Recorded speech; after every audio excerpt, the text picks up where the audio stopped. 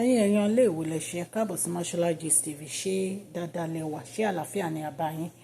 Gist tèmi wọ́n ní níìsì àǹtí wa tí wọ́n náà sọ̀rọ̀ wọ́n náà ní pé kí Iyalaje kí wọ́n fi níìsì àwọn sílẹ̀, ìyẹn àǹtí wa tí wípé ṣe bí òun ni ó sọ fún yín pé kó tẹ̀lé òun lọ sí Kwara kí àwọn lọ ṣe nǹkan tó jẹ́ pé ó máa ya kábíyèsí àti Queen Naomi kan ya ìfẹ́ àwọn méjèèjì, wípé tí àwọn bá ní káwọn la inú àwọn wípé Iyalaje ò ní fàìní níbi tó dáa o. Ẹ jẹ́ ká jọ wọ inú gist tèmi. Tó bá jẹ́ ìgbà àkọ́kọ́ ní tẹ́ ń darapọ̀ mọ́ Mashola Gist TV, mo kí yín káàbọ̀ sí orí ètò títì ní ṣé àlàáfíà ni ìwà gbogbo lé ńkọ́. Yorùbá ni a máa ń sọ lórí channel yìí nítorí pé a fẹ́ gbàgbé àṣà àti èdè wa. A dẹ̀ tún sọ fún àǹfààní àwọn òbí wa tó wà nílé tí wọ́n gbọ́ Gẹ̀ẹ́sì. Ẹ̀yin ará ilé, a máa ń sọ̀rọ̀ nípa celebrity gist, royal gist, politics àti gbogbo nǹkan tó ń ṣẹlẹ̀ ní agbègbè orílẹ̀-èdè bàbá wa ní ilẹ̀ Nàìjíríà. Ẹ̀yin èèyàn lè tẹ́ bá ti subscribe, ẹ tẹ notification bell yín kẹ́dọ̀ fún fídíò yìí ní thumbs up because èyí máa ṣe pàtàkì, ó dẹ̀ máa ran channel wa lọ́wọ́. A dúpẹ́ púpọ̀ lọ́wọ́ àdúrótì yín àti àtìlẹ́yìn yín. À ń ṣe advert lórí program yìí lọ́lọ́kan òjọ̀kan. Owó kékeré dẹ̀ ni. À ń ṣe 1 month, à ń ṣe 2 months, à ń ṣe 6 months. Èyí tẹ́ bá fẹ́ ni.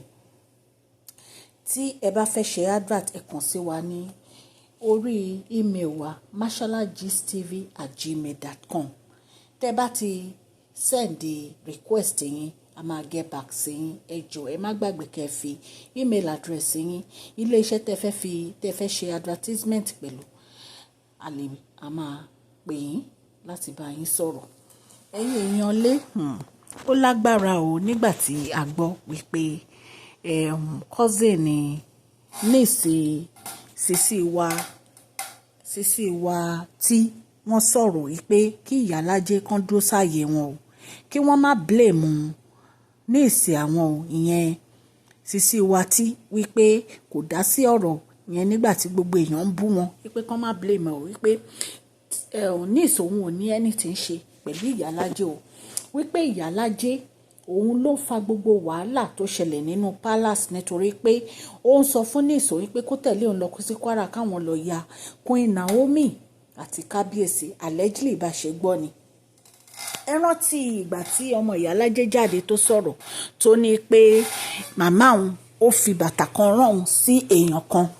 Ẹ rántí àti ṣe gist yẹn tí ọmọ yẹn jáde tó ní pé òun ò fẹ́ jẹ́ kí ọ̀rọ̀ aláìṣẹ̀ kó wà ní ọrùn. Ó ní nítorí ẹ̀ ni òun fi ń tọrọ ìdáríjì ẹ̀ṣẹ̀ wípé màmá òun ò sọ nǹkan tó fẹ́ fi bàtà yẹn ṣe fún òun nígbà tí òun lọ sí ibẹ̀, wípé wọ́n kàn fi bàtà yẹn wọ́n fi rán òun sí ẹni yẹn ni. So nítorí ìdí èyí wọ́n ní níìsí Tobi wípé ó jáde wípé ó dẹ̀ ń sọ wípé kí wọ́n jọ̀ọ́ o, kí wọ́n má fi ti àǹtí wa tí sínú ọ̀rọ̀ wọn, wípé nítorí àǹtí wa tí ò mọ nǹkan kan nípa nǹkan tó ṣẹlẹ̀.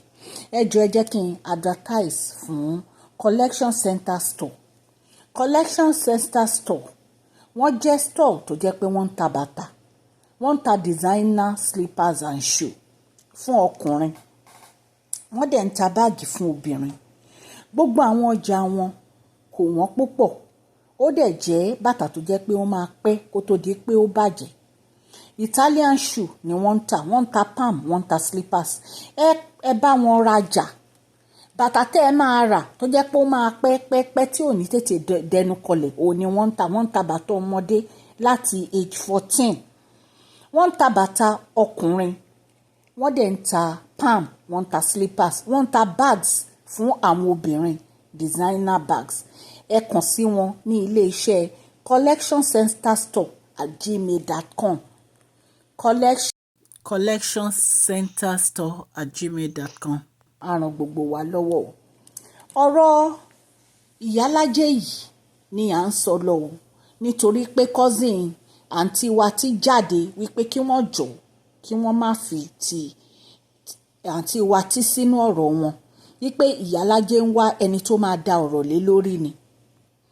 Bí àwọn fámìlì Tobi ṣe jáde fún Iyalaje nìyẹn o, wípé kán má fi Tobi sí o, wípé bí Iyalaje ṣe mú Tobi wá sínú palace, Iyalaje ò sọ gbogbo nǹkan tí ó ń ṣe fún Tobi, wípé Iyalaje ń ṣe ibi, kò dẹ̀ sọ fún Tobi gbogbo ibi tó ń ṣe, bó ṣe fẹ́ lọ dàárín kábíyèsí àti Queen Naomi rú allegedly nílọrin, ó ní kí Tobi tẹ̀lé òun, kò sọ fún Tobi pé iṣẹ́ burúkú tó ń fẹ́ lọ ṣe ni.